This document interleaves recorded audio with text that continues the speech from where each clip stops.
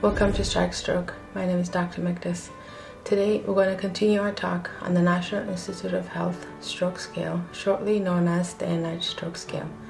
The NIHSS Stroke Scale is a standardized tool used to quantify the severity of a stroke an individual is having and help guide in treatment. Today we're going to look at the ninth component of the NIHSS Stroke Scale, called Best Language.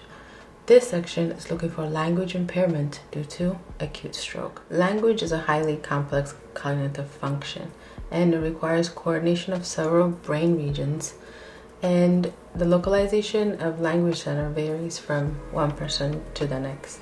But for the majority of right-handed individual, the left hemisphere remains to be the dominant language processing center.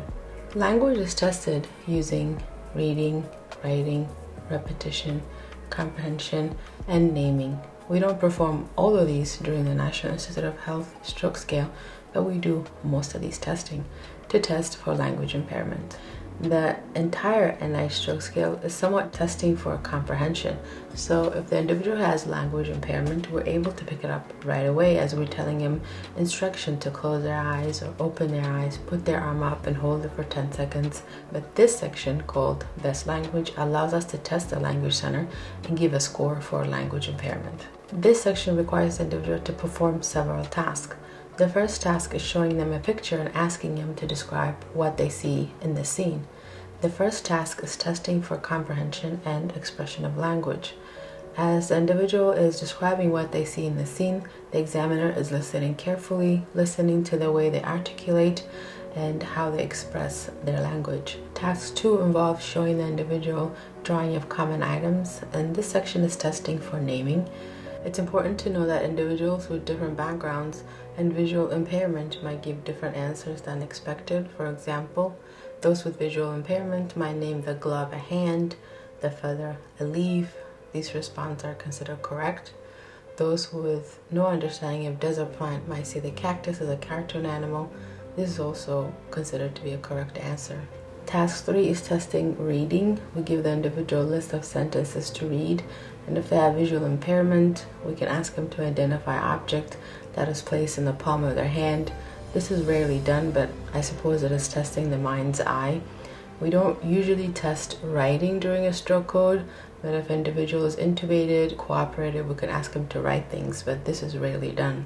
This section is scored on a scale of 0 to 3. 0 is given to individual who has no language impairment. 1 is given to individual who has mild to moderate aphasia. Here, the examiner is able to make out what the individual in the stroke code is trying to say.